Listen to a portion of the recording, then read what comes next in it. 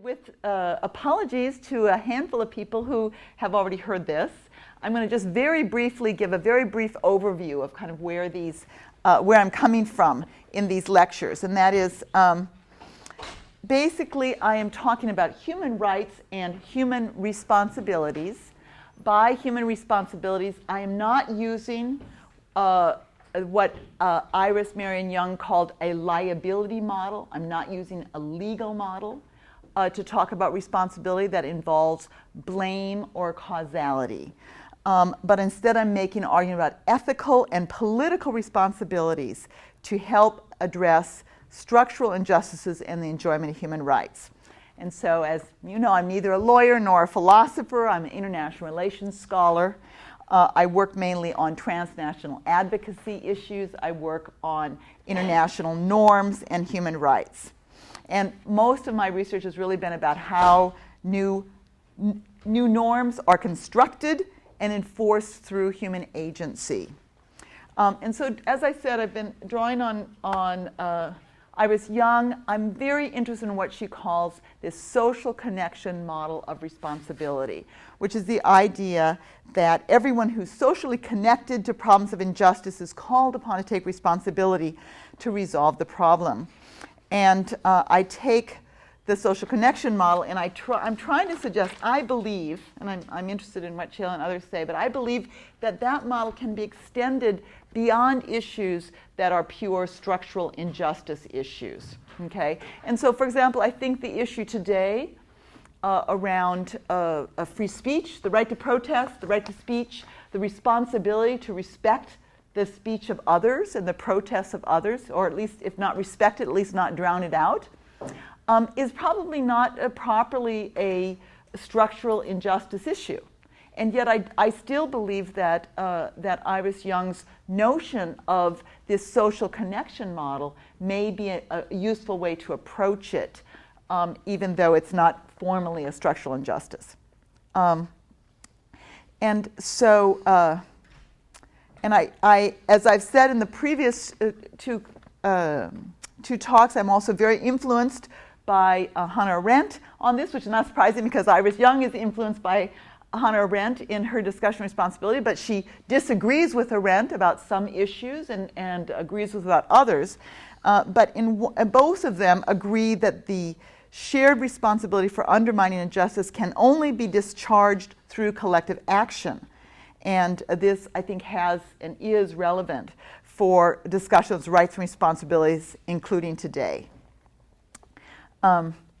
So now today I want to begin by emphasizing actually the right to protest, okay, which is not normally the place you start in talking necessarily about free speech or the responsibility to respect the speech of others. And I want to do that partly because I'm a scholar of transnational advocacy, and I've always been interested in protest. I think protest should not be the main tool of advocacy groups, and sometimes advocacy groups use protest too much instead of being more diverse about their tactics. But obviously protest is one of the tactics that's essential to bring about change in the world. And so, and as various members of my audience pointed out over the last 2 days, these are perilous times for our countries, and citizens have a serious responsibility for protecting their democracy.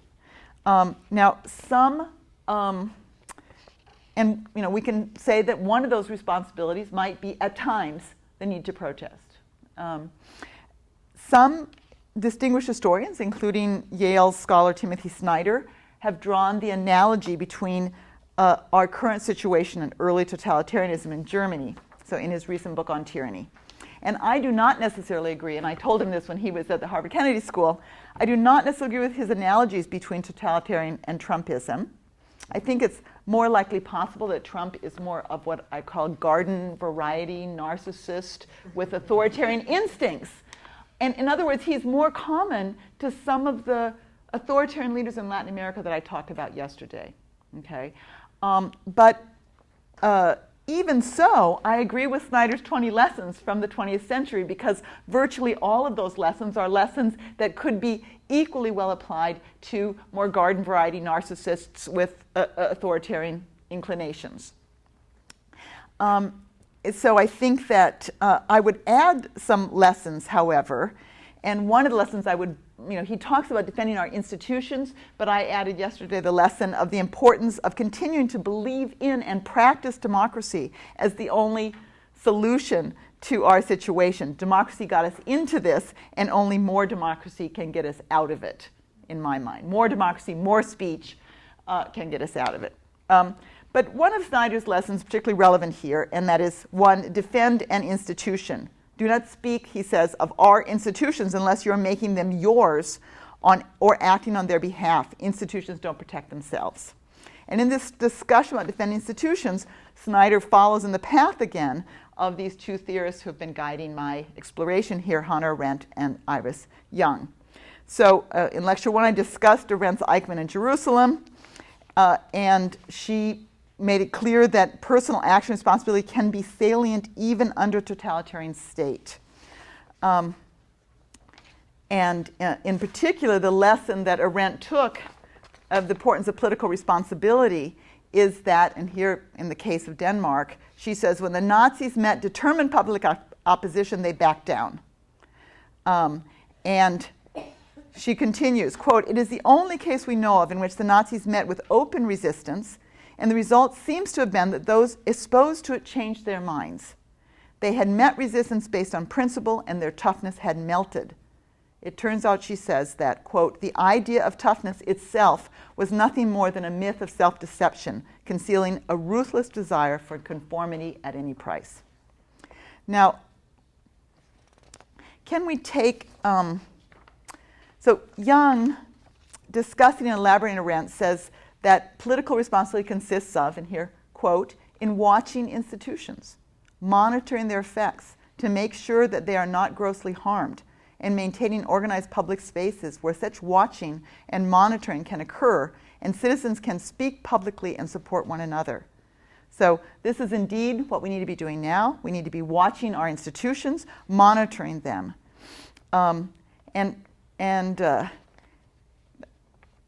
This is essential for constructing a public sphere for setting up a dialogue and action among citizens, not only to defend their rights, but also to perform their duties.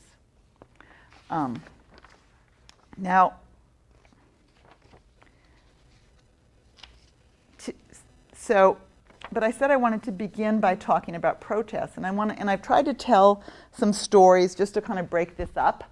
And I had a story that was going to be a video for you, so I'm going to have to tell you about the video instead. And this is a story of the American Political Science Association, our annual meeting, which is always over Labor Day. And this year, I went and engaged in a protest at APSA, which is not something we normally do. And I did it accidentally. I went and I got there, and I discovered, having breakfast with my graduate students, that some of my colleagues were already much more on the ball and had discovered that John Yoo was going to present at two different workshops at APSA. So John Yoo, I think most of you may know, but some of you don't. John Yoo was the lawyer who worked in the Office of the Legal Counsel in the Justice Department during the Bush administration, and who wrote a number of the so-called torture memos. Okay, in other words, these were the memos through which the highest levels of the Bush administration authorized, legalized, and defined the policy that would become torture and rendition by the Bush administration. So in this case, we in fact weren't protesting Yu's speech, right? We wanted to protest the way that he had written memos for the highest levels of the U.S. government. The Office of the Legal Counsel is the part of the U.S. government that tells citizens what our laws mean, okay? And so there were memos that justified action, indeed that instigated and permitted action that led to torture, and some torture that led to death. And so actually, and I don't use the word war criminal casually, but I believe that at least a court of law should explore whether or not John Yoo is a war criminal. So when I discovered that he'd been invited to speak not just at one panel, at two panels at the American Political Science Association by a very conservative group from and the theorist here will know more about him, the Straussians, I guess, at Claremont College. Is that right? Claremont Institute or Claremont College. And so it was that same group organized two events. You was there. And so my colleagues had organized an absolutely silent protest. And I thought, this is what we need, because I know at APSA that we are not going to interrupt speech. It's going to be really important if we're going to protest, figure out how to do it without interrupting speech. So I signed on and got to the second protest, not to the first. And not only that, I walked to the door and someone handed me a sign. So they were very well organized. And so the plan was this, that there was a panel. We were going to sit down, listen to the whole panel. And only when you stood up and walked to the podium, we were going to stand up, turn our backs, hold our signs out that said "Stamp Out Torture," our bright orange sign, "Stands Out Torture," and we were going to stay standing quiet during the his whole talk, which wasn't that long. And we did that. As soon as we stood up, everyone complained because we were hoping it was one of those rooms with, that we could actually be in the back of the room. But it was one of those rooms with round tables. I'm saying this because political science is in the room, kind of a ballroomy thing with round tables. And so people were sitting around tables, and inevitably we stood up and we blocked somebody. And they complained that we were blocking their vision. But people kind of didn't move, and you kind of jollied it away. He actually used tension, he used humor to diffuse the tension in the room. And he said, "Hey, I'm from Berkeley. People protest me all the time. I'm totally used to this." And that was good. He started his remarks. And he goes, "And anyway, I can use this as evidence for a concealed carry permit. Because in order to get a concealed carry gun permit, you need to have evidence of a threat." And so he was going to use us, he joked, as evidence of the threat he faced at APSA, so he could get his concealed gun permit so he'd have it the next time he comes to speak at APSA. So now, this is protected speech, okay? So here we're into the First Amendment, right? That in the First Amendment, that would never count for inciting violence, okay? And not only that, they'd probably say this, he's making a joke, get over it. And so it's protected speech under the First Amendment. It may not be appropriate APSA normative behavior, but it's like, I want to give a few more details here. So at one point, some local organizers that were not in the room, we could only enter with our badges, right? Some local organizers got in the room and started shouting, "Fire John Yoo, he's a war criminal." And everyone in the room stayed very disciplined and just held their signs. We did not join in the chanting, right? Because we decided it was important to stay quiet.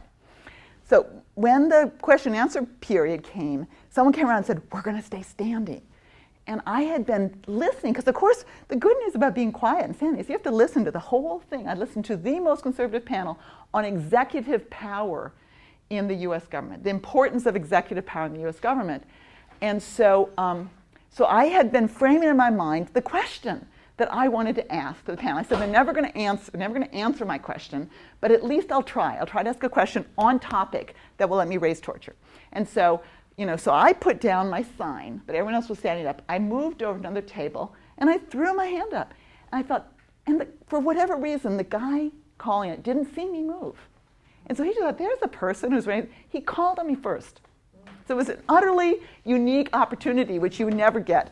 And I tried to frame my question about, okay, the problem with executive power is what do you do if the executive course goes out of bounds and engages in criminal behavior, and the executive has to hold, him or herself accountable, but they won't do it, of course. So what do we do? And so they blew me off because there was a lawyer answering the question. I have not used the precise legal term at one point, and so he just didn't answer me. But I felt that was right, that I had asked a question about the substance of the panel. I didn't want to just protest. And then so afterwards, I walked up and I continued my conversation, not with John Yoo, but with the person who had blown off my question, saying, well, let me try to frame this a different way for you. And that is how can, we've got time, hope you bear with me. This very speaker had just joked about the administrative state, that the administrative state could not hold itself accountable, that he quoted someone saying it was jury, judge, and everything else, right? And I said, in this matter, the point you just made about the administrative state is what's happening with the executive, right? They will not allow accountability to go ahead. And so we have people who we believe may have committed crimes under the U.S. War Crimes Act, which is the act that enacts the Geneva Conventions. When the United States ratified the Geneva Conventions, we enacted the Geneva Conventions into federal statute. It's called the War Crimes Act. By the way, I did add this to my question. My public question talked about the War Crimes Act. It said it was promoted by a senator. It was started by a senator, Republican senator from North Carolina, and it was supported by a unanimous vote in the Senate. Okay, and it carries up to life imprisonment or the death penalty. And the death penalty should there be death. Should the war crime have caused death? And so we actually have a point here where it's under U.S. federal statute. We actually have a practice, torture, that in some cases led to death, for which one could make an argument that John Yoo bore some responsibility in the liability sense, right? Legal responsibility for that, and could be prosecuted under the War Crimes Act. So at that point, when I explained it again, he sort of said, "Oh, I see what you mean. That's interesting." So we actually managed to have a civil conversation about about the topic of the panel as it related to our protest. And I said, "People here, some of us have done research on this." I said, "I just finished a paper that is going to be published in Perspective on Politics that studies quantitatively the impact that the U.S. torture policy had on torture in the world. And I discovered interesting things. There's no indication that U.S. policy led to more torture in the world. Okay? But the 40 countries that participated actively with the United States in the rendition, detention, interrogation program, those 40 countries had worsening human rights practices that began after their collaboration with the United States and have stayed present even though that program was dismantled. So at least in 40 countries of the world, we can say their practices of core human rights got worse. It would appear that it might be related to their collaboration with the United States, and then it didn't improve. It didn't improve when that policy was dismantled. So I said, this is like a research topic for some of us, and we believe that this is a serious harm. Now, I tell you all of this just because, one, I want to say, sometimes I think people have to protest. And it's a different issues for different people, right? Most of us would have, there's something that maybe each person in this room would protest about, and it might be different. And there's histories here about why, because we know something about it. In my case, you heard me say yesterday, I got interested in human rights because I lived in Uruguay as a young woman, and Uruguay was a torture chamber of the Americas of the time, and I knew people who'd been, my friends were people who'd been tortured, okay? My husband, for 20 years, ran the Center for Victims of Torture in Minneapolis, which is the largest treatment center for torture victims in the United States. And we learned about how difficult it is to help torture victims heal, even though it's possible, okay? So this is just an issue that I take very deeply. But I'm not saying it's, each of us has maybe a different issue we would protest. But that right to protest is incredibly important.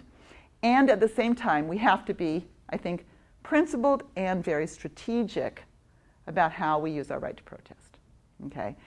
And so, because, as you all know,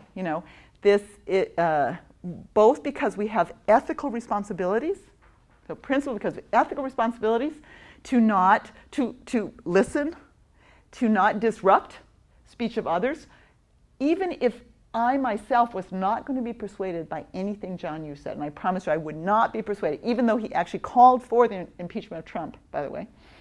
I was not going to be persuaded by John Yoo, anything he would have said about torture. But other people in the room needed to listen. And it was essential in that setting for me not to block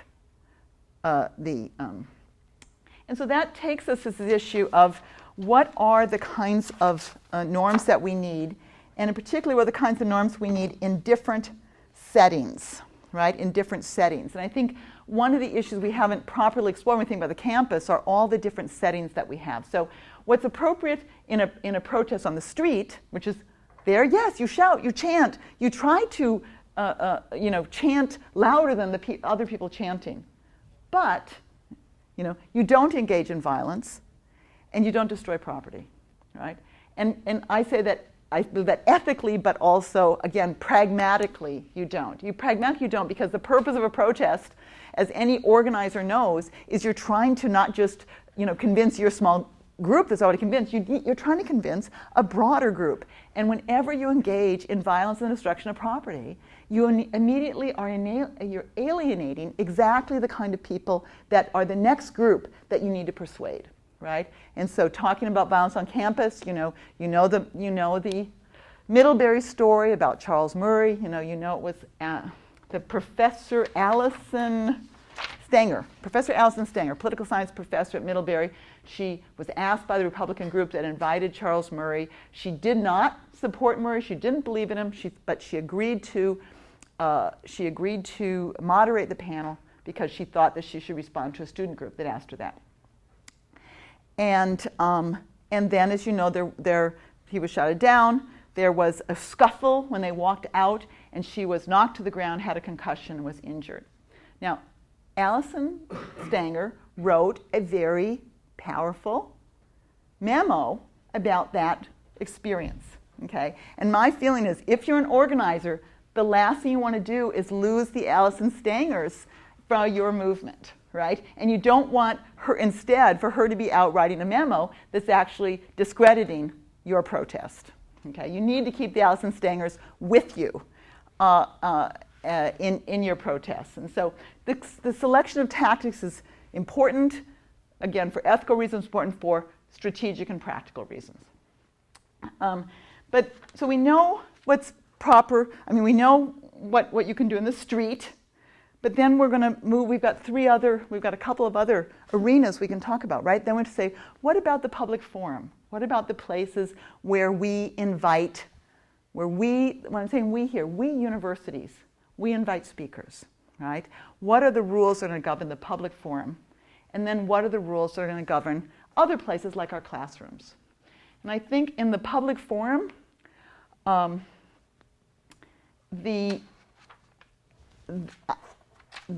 a protest, this is sort of I think protest is possible, but it needs to be protest that doesn't drown out speech.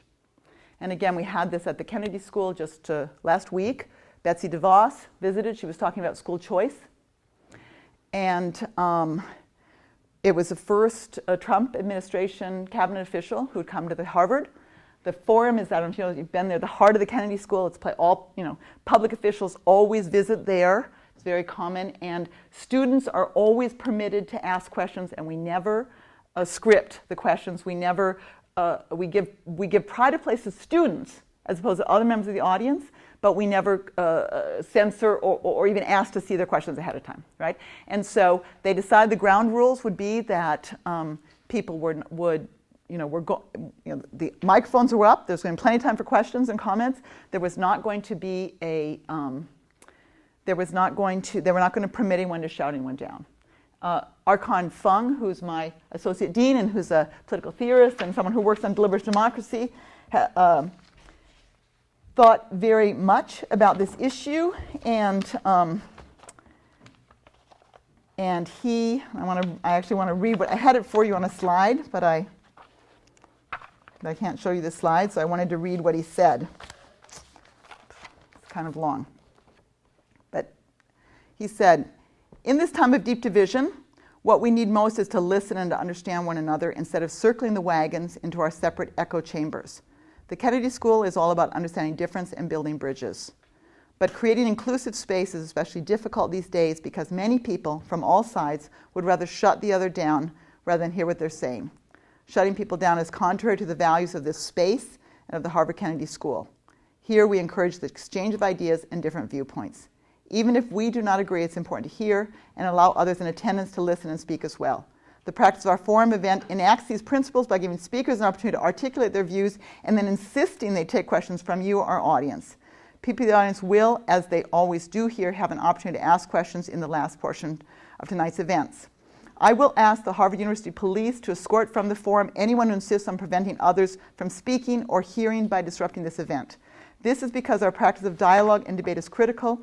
When you prevent others from speaking or hearing disagreeable views, or when you yourself refuse to be challenged by those who disagree, it means you are so sure that you are right and they are wrong that you have nothing to learn from them. And then he says, but on an issue like school choice, how can anyone be so sure of themselves?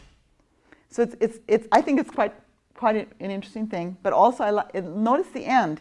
He's decided to say that at least on this issue of school choice, there are lots of disagreements by lots of groups, and how can we be so sure about this? He leaves open the possibility there might be other issues on which we would be so sure of ourselves that we might not want to listen in quite the same way. I don't know. I haven't asked him about that, but I think that's one interpretation of what he wrote. So I believe that those are appropriate rules for a place like the Forum. Okay. But then we'd have to step backward and we have to say, okay, but what about our classrooms, right? And what we know about our classrooms is that, you know, a Supreme Court version of free speech is not going to work in our classrooms, right? And it's not going to work because we are trying to create an inclusive learning environment where people are going to be able to learn together, right? And activity that's permitted by the Supreme Court, including hate speech, is going to destroy that classroom environment that we need. And so we have to think of we have to think that the university has multiple purposes. And one of those purposes is the free exchange of ideas, and that's important. But it's not the only one. Another purpose is excellence in research and excellence in teaching. Okay? And excellence in research and teaching may not, a Supreme Court version of free speech is not necessarily going to help us advance excellence in teaching, certainly. And maybe not even excellence in research. So we need other norms that are going to govern our classrooms and not just the Supreme Court norms. And so I don't know, some of what I've read on this debate suggests that we just have to know what the Supreme Court said, and that's sufficient, and we know what to do on campus. And I think that's just profoundly misleading. And if you think twice about it, anyone who's been in a classroom thinks twice about it, they know that's wrong. And again, I want to cite something else that Archon said, actually something he's writing has not yet been published, but because he knows I'm working on this, we've been sending stuff to each other. And he said, it's got to be wrong. He goes, think about this. If I'm in a classroom and I call someone, one of my students, hey, redneck, or if my student calls me Professor Chink, and some of you know him, he's of Asian origin, right? He goes, obviously, both of those are completely unacceptable. They're permitted by the Supreme Court, but they're completely unacceptable in a classroom. And if that happened, we would appropriately be called into the dean's office and told that we had to have better norms for how to run discussion in a classroom. Okay, so we know just instinctively that the Supreme Court isn't going to give us the rules we need to work in our classrooms. Right? That doesn't mean we don't have norms. I think it's important that we do have norms. It just has to be a different set of norms that help us cope with our idea of having this inclusive learning community. And the idea of creating an inclusive learning opportunity community goes beyond the classroom. It's really what we want for our campus, right, is to have an inclusive learning opportunity. So we have to know it's not just in the classroom, it's also what happens in the hallways, what happens in the dormitories, etc. So we face this really hard problem of how to balance, right, these different, how to handle the responsibility for respecting speech in these different settings. And what I want to say, because I've talked over the last few days about sometimes people have a no responsibility view. And I actually think in this debate on campus, it's not about a no responsibility view. It's about kind of what kind of responsibilities do we have. And so some people, feel very deeply what I started with here, and that is that we have a responsibility to resistance, right? And to defend our institutions through resistance. And I believe, as I said, I believe there's a responsibility to protest. But at the university, I believe that responsibility to protest needs to always be sensitive to permitting voices of others and never drowning out voices. So some people believe that the responsibility is to protect our institutions and to resist against the possible destruction of our institutions. But others, and when I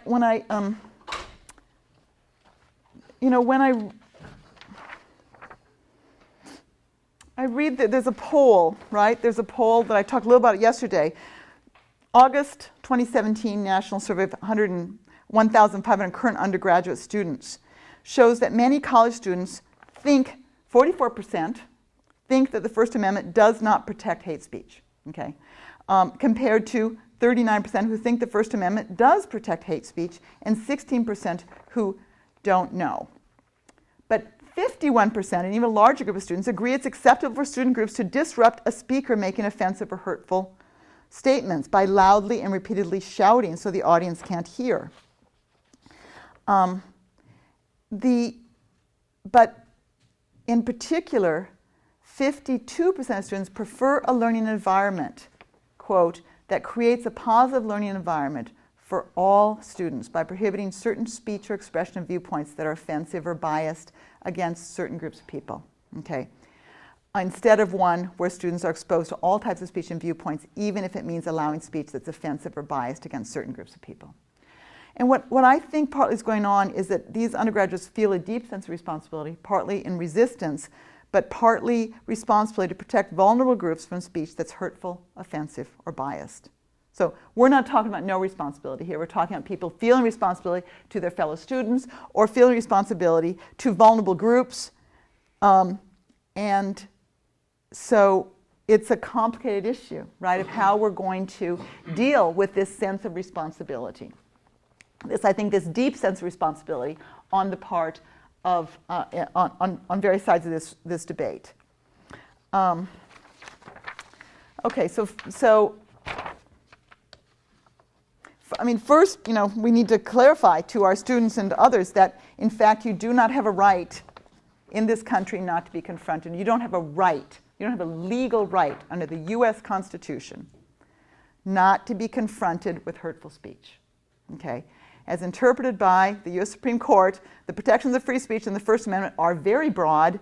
There are only a handful of exceptions to the protection it offers, including speech that is, quote, directed to inciting or producing imminent lawless action and is likely to incite or produce this action, okay?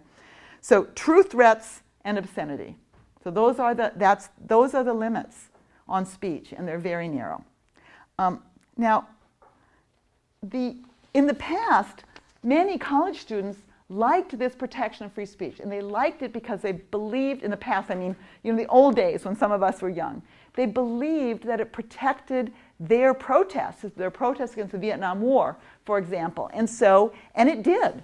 It protected protests, including burning flags, right? And there's a famous Supreme Court case that says, yes, burning a flag is speech, and it is protected, and you can burn a flag. Now, you couldn't burn your draft card. And but you could burn a flag. Draft card because it was action, not just speech, right? But even so a previous generation of college students liked free speech because free speech protected their right to protest. And on issues like burning a flag, that the government could and would come down very hard on them. But I think this generation, this is why I'm very interested in talking to some of the students in the room, and I do see, I know there are some students in the room, some people I've known from dinner last night, about how you see this, because I think this generation of students sees the Supreme Court protections as being really, completely insufficient. Okay, and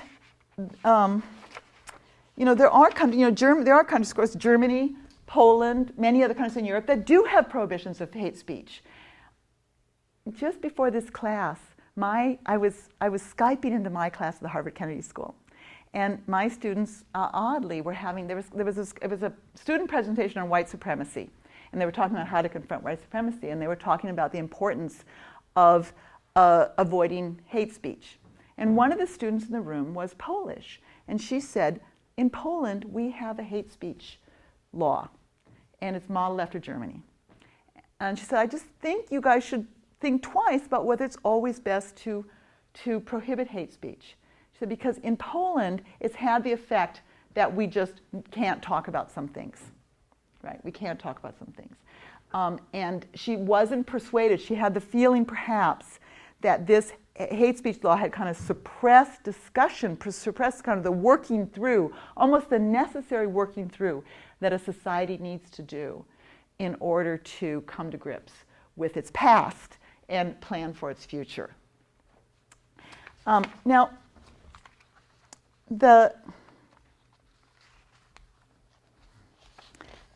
so the university need not, indeed should not be governed simply by, we need to know what the First Amendment, what our rights are under the First Amendment, but the university need not and should not be governed simply by narrow First Amendment interpretations, but also by broader understandings of the First Amendment with regard to academic freedom. Okay, so this, there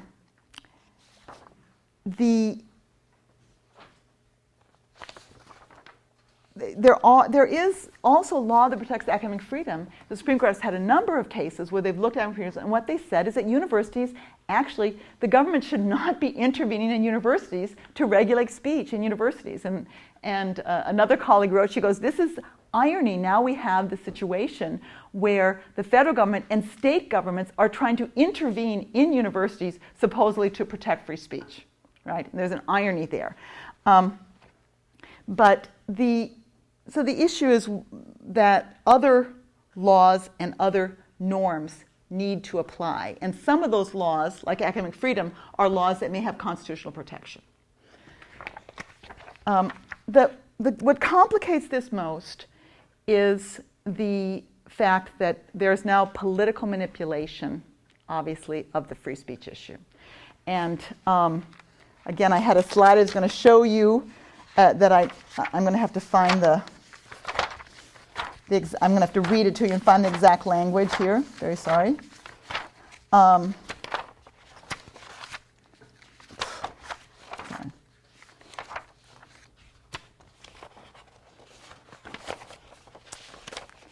Okay.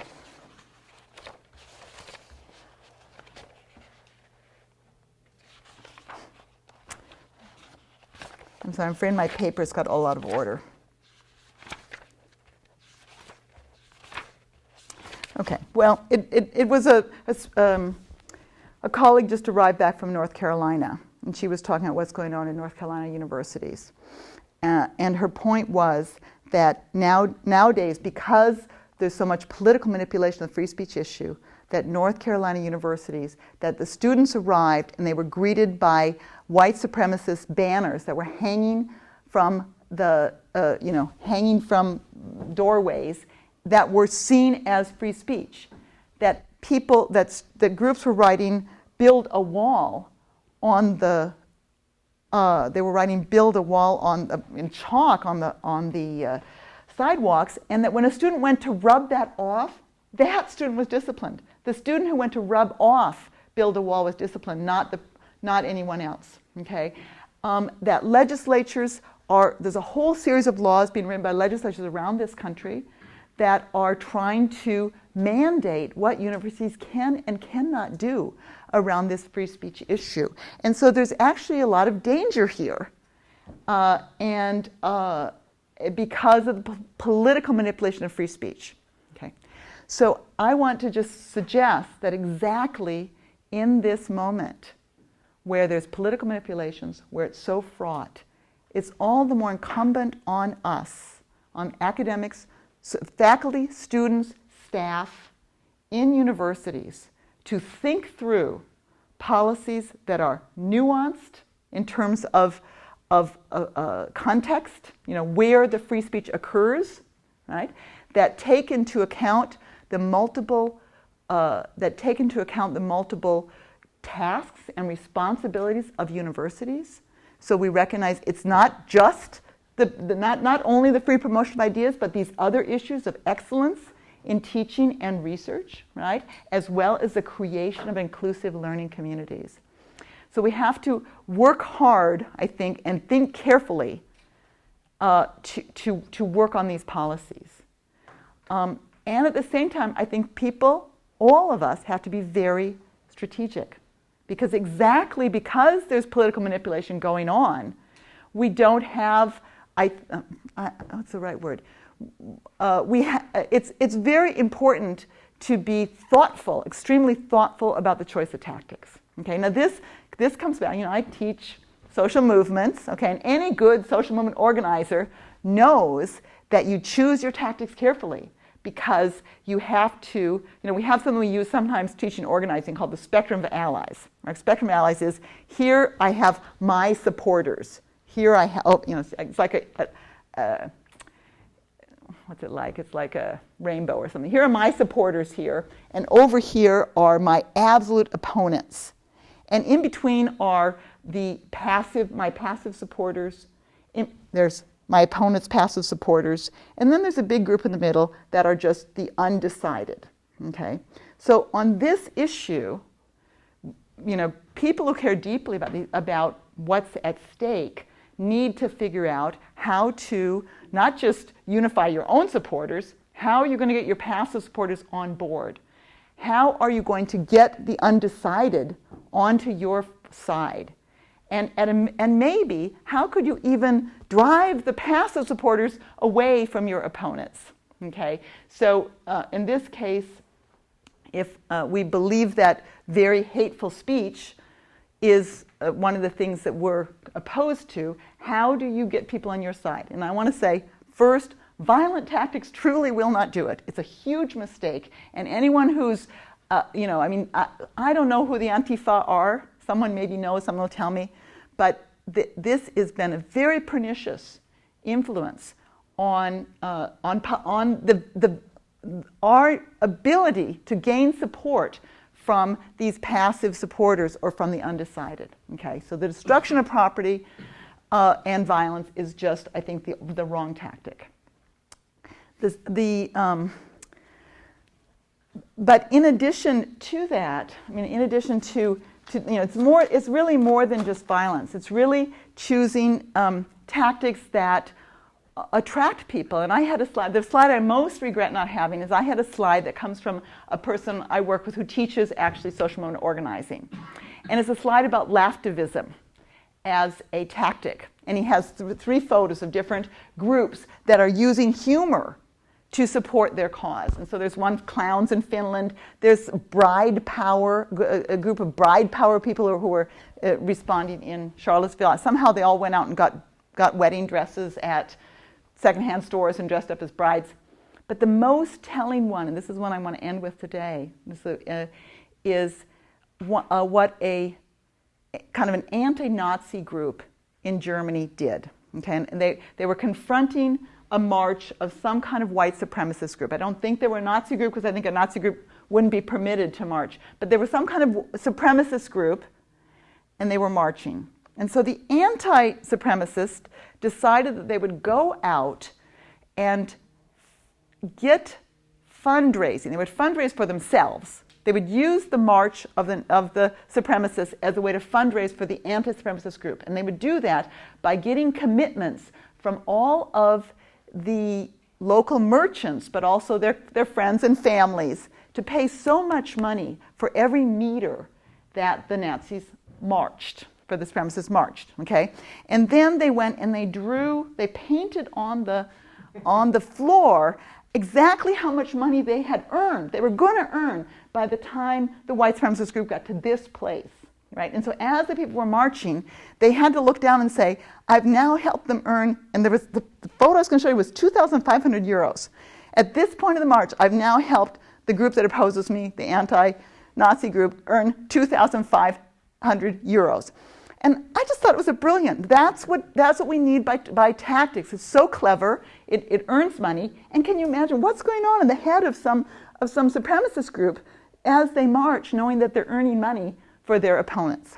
And so what this whole free speech movement needs, we have responsibilities. Those responsibilities are ethical ones, but we also here have responsibilities that are political ones in a good sense of political, and that's we're trying to fashion our world, and there's a political struggle going on here. And if we aren't really smart how we handle this issue, we're not going to be able to gather the widespread support we need to further our concern with human rights. Thank you.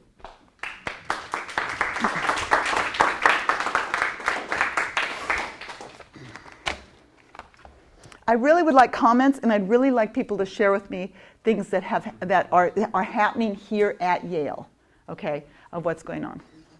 I think the university needs to make its own rules, and it shouldn't be subject to the rules of the municipalities and the federal government. Mm-hmm. And how can anybody argue with that? The university structures its own classes, and all of us should exchange our views, and the teacher, the professor, is the moderator and can say, "Mister, you're out of line, just please keep quiet." Mm-hmm. Is that too old-fashioned?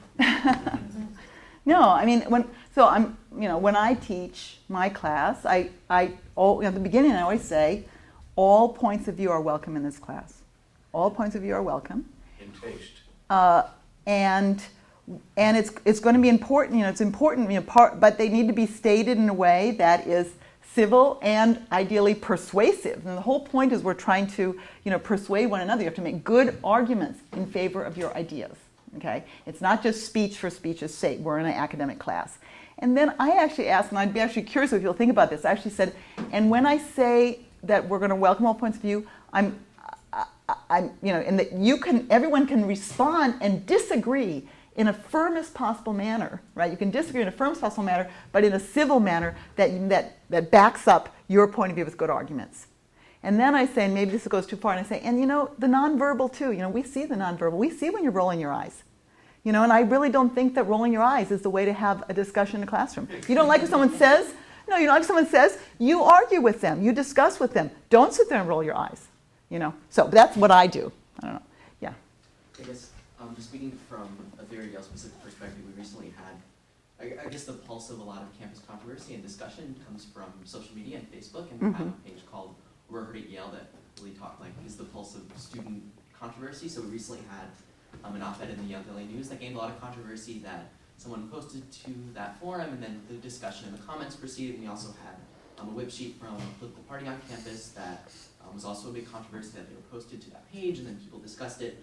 And it seems like the typical outlets of campus talk and forum and discussion aren't at play here. It's Facebook, something that isn't really meant for that, and something that doesn't really have the intention of becoming that charge ends up becoming that way, and it becomes something that people talk about on campuses that professors and the typical university structure doesn't really have an effect on and can't really play. So I guess my question is, where can anyone step into that? Because as a student, I don't feel that these typical campus forums are really where this type of discussion is happening. Okay, because you say it's all happening on Facebook. I think that specifically, but yeah, I know those two issues in particular happened in the past 2 weeks, and that was something that most of my peers on campus were talking about that had no effect on. But do you think that, is it because there aren't places on campus, people aren't organizing events on campus where you can talk about it, or you don't like those events? I think it's almost the pulse of what happened, something that quick that a whip sheet came out and it had been linked to someone else. And a whip sheet, I had to learn, this is Yale language, right? Whip sheet, yeah. So the Yale political, the controversy was, it actually was a Widening article was published about the controversy that followed. Yale Daily News, YDN. Yeah. Okay. Very Yale specific.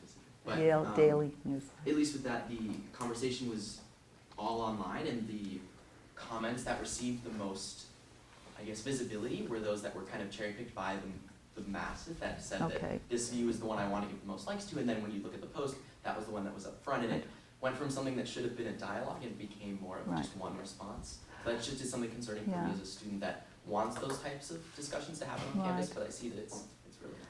Right. No, I completely agree with you that to have this discussion, it needs to be, it needs to be in some kind of forum where people can articulate their arguments at, in more depth than you can in a Twitter post or a Facebook.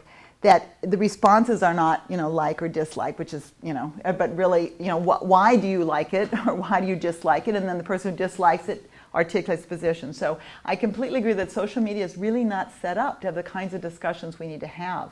But then, where are they happening? Then who's organizing those discussions? I guess I just see that as a larger problem that whatever the university does can't really impact that, and I see that the social media aspect is something that's really important to students and really dictates our thoughts that I just can't see a way to resolve that. But if you're, dorm or where, if institutions that you do, spend time with and when you do gather together with your fellow students, if they held events, would you attend? I mean, I think I personally would, but I don't think it would have the same effect on campus that social media does, because having to go to a forum is kind of an investment that people have to make, and social media is so easy for people to become involved in the conversation and to have that effect. Mm-hmm. It's just something I really struggle with. So is there anything that would get you to, not you already said you would be there, would get your friends, what would get your friends to an event where you could have a deeper discussion? I really don't know. That's something else. Food. Food is always Yeah. Food is always important. Food. No, and so, So just finding ways to attract them. Finding ways to provide food and organize a discussion, but close to home. Not something you have to go far away for, but no, close to home, in your dorms, in your clubs, whatever. I don't know where people meet at Yale, but, We were actually thinking before Kathryn spoke that for these Castle lectures, maybe one of these lectures should be a head of college tea in the dorm. What do you think about that? Mm-hmm. Would more people come? Could we get more of a dialogue that way? I think from what I'm talking, head of college tea is another thing that I'm talking about. People will say they're interested and then don't show up. So so that doesn't. I think it would get more students involved, which is good, but I think it would be the kinds of students that are likely to want to talk about these things rather than those who just get really mad about a Facebook post. It's not the demographic exactly, but I think it's a start. Yeah, great. Yes? So my name is Leah, and I generally have a much more cynical approach towards protest because it's the question of why do you protest? And I think, correct me if I'm wrong, the argument is people protest to persuade the undecided population. But my cynicism comes from the idea that the undecided, in fact, doesn't exist. And, the undecided, people who choose to say that they're undecided are, in fact, making a decision, I believe the apolitical is, a decision to not engage, but not a decision to not have a decision. That is a decision. Mm-hmm. So, I'm curious as to what you think, why you think, we need to protest to persuade people, when in fact, I think, protest is the way to make a statement about what you're experiencing, and not necessarily to tell people that they have to also understand your experience. Right. So I did say that I thought there was some identity purpose in protest. I do think, why do I protest torture? It has something to do with who I am and what I've worked on. But protest, in my mind, and this is someone, I've worked on social movements, must be so much more than simply a statement of our identity. So what did I want to do with John Yoo? So I didn't think I was going to persuade John Yoo at all. I actually wanted to convince the people who invited him not to invite him again. But do you think just people are undecided? Well, no, but I think, this is what I'm thinking. I'm thinking we just created enough of a stink. We disrupted their panel. They're probably a little mad because no one was paying attention to what they were saying, right? Because the academics are very vain. We want to hear what we want people to listen to us. And we were totally distracting the audience from what 4 of the 5 panelists were saying, right? And so we just want to say, next year, think twice before you invite John Yoo. He's trouble. And then we want the APSA to think, next year, think twice before you approve a panel with John Yoo on it. Now, I've got people who know more about APSA than I do, but the idea that was to persuade, not to turn them into, people who care about human rights, but just to say, John Yoo is just not the kind of person who you would want on an academic panel. My question is sort of, have you seen it as swift? Like, I think, is the question of the impact of process, which Okay. people have like argued about continuously. Yeah. Have you seen like that, like, I think, especially the kind of process you're suggesting, which is non-violent, which is sort of, inventive and new. Have you seen that process, like, All over the world. I've seen it all over the world move. So the person I got this from were the Serbian activists in Otpor in Serbia, who were the people who helped get rid of Milosevic. Okay? And they described very carefully, Serbia was not like a friendly place for anti-Milosevic organizers. Okay? The Serbs they embraced Milosevic and they agreed with some of his, genocidal and racist beliefs. But Otpor and other people turned it around and brought in people who were indeed, I'll call them undecided. In other words, they were indeed willing to shift their allegiance away from Milosevic when he became too controversial and too costly to them. And that has happened. And so these Otpor activists now have a training thing. They go all over the world. And I can give you all many examples where that happens. It doesn't turn true human rights, it doesn't turn undecided people all into true human rights activists, but it withdraws their support. That removes the pillars of support from these authoritarian governments. And that's what you need. You remove the pillar of support, they fall. Okay? And they fall not just because 60% of the people are committed people who believe in human rights. So this is my last one. So at what point do you have this like change? How like, and I understand sort of the inclination for nonviolence, but at what point do you have do you say, oh, this is the degree to which we have to protest to have the undecided move? And it's the question of sort of having protesters who are sort of on the other side using violence. So do you keep using nonviolence, and like until what point do you sort of change your method of protest to be able to say, I need to, what is the limit? Right. So I mean, so when I've used lots of videos for going back to Gandhi, looking at Martin Luther King, looking at the training that they did, and that was, we are going to face violence.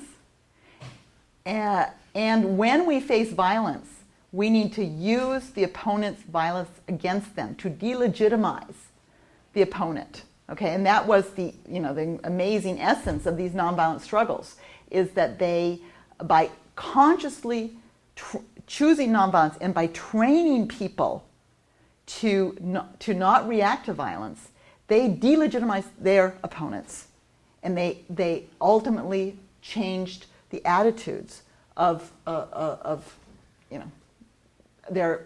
changed the attitudes of large chunks of the population that had previously supported their opponents.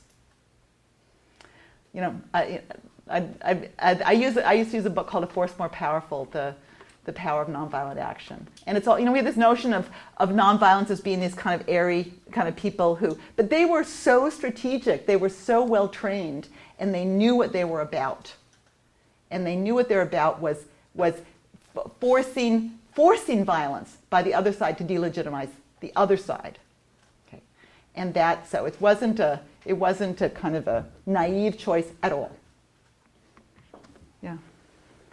I have a question, but before that, a rather depressing irony to the John Yoo story. I was on the APSA Council at the meeting the day before all this happened. They knew it was going to happen. And first of all, it's something called an affiliated group where APSA doesn't actually approve the panels. Okay. But worse than that, there was a lot of hand-wringing about, they knew there were going to be protests and so forth. But the allocations of panels is based on the number of people who attend. the previous year. So there was this this group is going to get more panels next year. No, but it's we've lodged a protest. It didn't even occur to us to lodge a protest to absolutely request that our numbers be subtracted from the size of the panel. So somebody should. So I will write back to the organizers to say at a minimum, even they won't respond to our protest, but at a minimum they have to subtract our numbers from the panel size. Thank you for reminding me, and I didn't know that. But so, I mean, it seems to me when you're talking about universities, you know, what the basic purpose of a university is education. And obviously what goes on in classrooms is one thing, and what goes on elsewhere in universities is different. I don't have any problem with saying, I don't think all points of view are welcome in a classroom. I mean, if you're teaching a biology class and somebody wants to talk about creationism and have equal time. Obviously, I mean all points of view on topic. Yeah, on well, topic. I think it's on topic, but you're the professor and you say it's not on topic. Yeah. I don't have any problem with that. I think the real hard issue with speech in universities is more these public forums. Yeah. Where it's not in the classroom. And it's obviously there's very different norms and rules for public universities and private universities and all that sort of thing. But it seems to me that the problem is, and what provokes a lot of the shouting people down and so on, is that the speakers are really looking for something else. They're looking for a platform, they're looking for legitimation, they're looking for the imprimatur of the university. They want to, you know, say, I gave a talk at Yale or whatever it is, or at Harvard, to get legitimacy for something in another forum. And it's the protesters want to deny them that. And so, you know, that's the really hard question. And I mean, my own view about that is, even so, but this is just a personal view, I wonder what you would say, when people come and ask me for resources to bring someone here in my administrative capacity, for me the real question is there going to be educational value added? Yeah. Not any, you know, and if there is, you might have to even call out the campus police and so on to protect the thing. Right. But I mean, so say if you bring sitting politicians or people actively seeking office, first of all, you know, you basically get a stump speech. There's probably not going to be much value added. Secondly, they're looking for legitimation, which you don't have any particular reason to give or to not give. And thirdly, you're then going to get all this stuff about, well, then we've got to have balance, we've got to have other views. And so, you know, my instinct is to, I'll just put this to you, isn't the real question in a university, is there going to be real educational value added here or not, rather than all these other things? I completely agree on that. And I think that, but I think what happens is universities need to get their act together by articulating what their criteria are for inviting,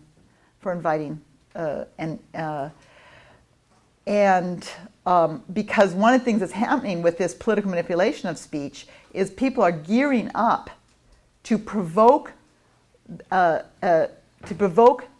getting uninvited. Okay, so you get invited and then you get uninvited, and if you get uninvited, then you're going to sue. Okay, so the invitation decision is very important, and universities have to get on top of it right now, because you can say these are our criteria, just like we do with admitting students, right? or whatever. These are our criteria. This is what we're using to make our decision. We looked at all the possible speakers. We decided these speakers did not have educational, and we didn't invite them. But the situation of inviting people and then disinviting them is, you know, I think really what causes problems. You know, or having fellows and uninviting fellows, as you know, I could give a bad example from the Kennedy School, which is our recent decision to make Chelsea Manning not a fellow. You know, so you need to, but our, you know, our dean, you know, Chelsea Manning was coming for, you know, one day to give a talk. She should just come and give a talk. Since when do we you know, this notion I'm going to make her not a fellow was poorly handled. And so if we're going to confront these issues where people are getting ready to sue us for uninviting them, we need to be really careful about who we invite. We need to get some centralized decision and criteria for inviting. And it's going to vary because the Kennedy School cannot not invite sitting public officials. We're a school of public policy. Having people like Betsy Voss there is part of what we're teaching students to go into, government as well as other public official activities. So, but I think they chose carefully. They chose an issue school choice, where they felt that we might be able to have a debate on an issue of the day, and not just so. Each part of the university may have different rules they have set for themselves. You can have your rules, but the Yale Political Union, is that what it's called? Yeah. It's got to have different rules, Sure. right? But they have their own rule. They have to figure out their own rules. And but what we don't, I think, what we really want to avoid are these invitations and uninvitations because of threats of violence, because I think that's just unacceptable. That people are uninvited because of violence. Because of the threat of violence. We want people invited for great criteria, and once we've invited, we don't want to uninvite, and we certainly don't want to uninvite because someone's threatened violence. Anyway, yes. So you talked about how, in university, there's many different settings, and thus different norms apply, with teaching, different norms apply in the classroom. And something that I've been thinking about, and I think a lot of Yale students think about, is universities aren't just places. It's not just, or at least Yale and a lot of universities like it are also places where people live, and so different protections and norms apply in that regard. And I specifically thinking about the Halloween controversy, and where a dean said something, and in that case, I think a lot of students expressed the view that this is a dean, this is someone who, this is a place of support for us. It's not just a place where the adults around us can express free, I think hurtful speech plays a different role in those settings. So I'm wondering, what you think about that, and whether, where the line is drawn, kind of, because it's hard to. I completely agree that we could talk about dormitories as yet a different setting with a different mix of norms. Okay, but the crucial issue is exactly where we draw the line, right?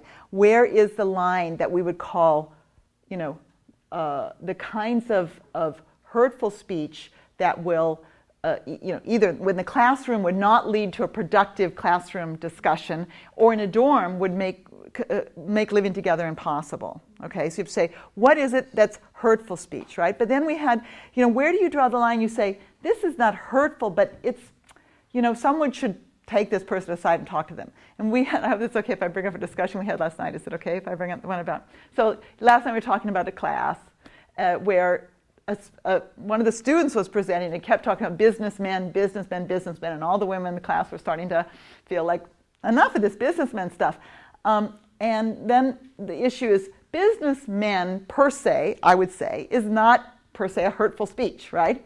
And so the professor could have said, gently, you don't want to, it's not a kind of, so said, or businesswomen, just to kind of give a little nudge. But, and that might have done the trick. They would have gone, oh, of course, businesswomen. I mean, maybe I should say business people. And then we get on a different track, right? But maybe also one of the fellow students could just take this person aside and say, when you say businessman, we think you mean only men go into business. And, you should try really talking about business people in the future. And that might have just solved it right there. So I do think, and here's a question I have for you guys, okay? Because I am getting worried that with the pronoun issues around transgender people, that my students might think that I'm engaged in hurtful speech when I'm in a classroom that's, because I'm not using the right pronoun. But I tell you that I'm having a really, really hard time in a good-sized class remembering my students' first names. I work really hard on the first names. I don't know if I can promise to say the right pronoun, okay? Now, I would prefer we not draw the line there, that my inability to pronounce the right pronoun is going to be hurtful to someone, okay? Because I think I'm not sure. If it's a student I'm working intimately with on a senior essay or my graduate students, of course, I'll know what they ask me to do and I'll make an effort to do it, right? But where the issue exactly is, where do we draw the line? And I think we have to be much more careful about that, because if everything becomes hurtful, then it's going to make discussion difficult. Yes. Thank you very much. So related to that, I wanted to ask two interconnected questions. One was how transnationally applicable you feel that the norms that you presented for free speech and protest in the classroom and in the rest of the university are, and whether they have to be culturally embedded in US social norms or Polish social norms, whatever. And linked to that, what should be the norms that govern censorship in a university setting? And I ask this from a personal experience as a Brit coming here. And I know a theatre director at the drama school who put on A Midsummer Night's Dream last semester. And one of her actors was very offended in the closing scene in the words "chink in a wall" in the Pyramus and Thisbe scene, because that is a very derogatory term. It's a derogatory term here and in the UK. And the social norms here meant that she had to rewrite that scene. And social norms in the UK would deal with that very differently. Yeah. So I wanted to hear your point of view on how culturally embedded these norms need to be and what the norms around censorship should be in your view. So I feel like that on this issue, the debate in the United States has gone beyond what's happening in most countries, okay? But not completely. Like I know in Latin America recently, it used to be in Spanish, if you said compañero, that would be everybody, compañeros, that would be all of you. And nowadays you must say compañeros y compañeras. And ciudadanos and ciudadanas. You have to give both the masculine and the feminine. And so it's one of those gestures that's now become necessary in talking to in certain places with certain audiences. So there's a move in this direction to be much more sensitive around speech. But I just think that we are still kind of light years ahead in grappling with these issues, not in resolving them. And personally, no, I think we should not change Shakespeare to satisfy the audience's concerns. So my question is, who should judge that? Because I might come and say, no one should change Shakespeare. And someone else might say, well, you white British women from privilege, you're not to judge what's right here and what's offensive. And I guess that's a challenge that grad students who might, we're looking towards teaching will face. What should we decide and not decide about what's okay, because everyone brings their own social norms and their own baggage. And I feel very hesitant as coming from a position of huge privilege to feel that I, say, as a future teacher, I can make that judgment. So I'm just curious about what you think the norms are about censorship in the classroom from that point of view. Easy question. Yeah, as you know, it's an unanswerable question, right? But a lot of us teach historical material, and in the historical material, you always get into, people. You get into people who, lived in the 19th century. They didn't live in the. And you constantly have to contextualize things. It's important I think it's more important just contextualize. Say these women, suffragettes, for example, were advanced in some ways in thinking about women's rights, and in other ways they were very much people of their time. And yes, they were racist. Many of them were racist. Okay, I think it's important to contextualize them, but not necessarily to say therefore their contributions to women's rights struggles are suspect. Because of we should dismiss all of their contributions, because if not, you fail to understand people in their period, in their time. But I think it's important that we can talk about things without having to censor things, right? Yes, Charlotte has been so. Question first, though, because I've had. Charlotte, you earned. Yeah, Charlotte's been helping me for 3 days. Please ask me a question, Charlotte. Agree with the idea that the Academy needs to do some serious self-reflection about, while we're fighting about Halloween costumes, other people in America are just sick and tired of watching this go on, and say, you know what, I might not be a white nationalist, but I'm sick of feeling like I am a racist, I'm stupid, I'm morally inferior because I don't know the most progressive gender pronouns or something, and I'm gonna go vote for Donald Trump. Yeah. Because I'm sick of it. And I come from Michigan, and I know a lot of people that are not up to speed with Yale standard of, all of these things that we're talking about. and they're not white nationalists. They voted for Donald Trump. And I just feel like in the midst of this discussion, forget the Halloween thing in particular, which was outrageous. But I mean, somewhere there just seems to be in this moment that like the academy, we can't just sit here and keep talking about, our ideal of what this should all look like. I mean, that's never gonna stop people. People will just continue to vote for the Donald Trumps if we don't somehow open up a place where people can say, yeah, I don't know about this pronoun thing you're talking about. It doesn't mean that I'm insensitive to transgender people. It's just not part of my experience. So how do we deal with that? I think of a two-finger, right? Yeah. Yeah, good. This is a good political science meeting stuff. Yes, she's right on topic. This is going on exactly off of Charlotte's point, but we talked about this at dinner and this idea of voting in apathy, right? And it would be great to hear your thoughts now that you've done 3 days of these lectures of, sorry to put you on the spot a little bit, but if at all you're sort of, over the course of 3 days, your thinking on voting and getting out the vote has changed.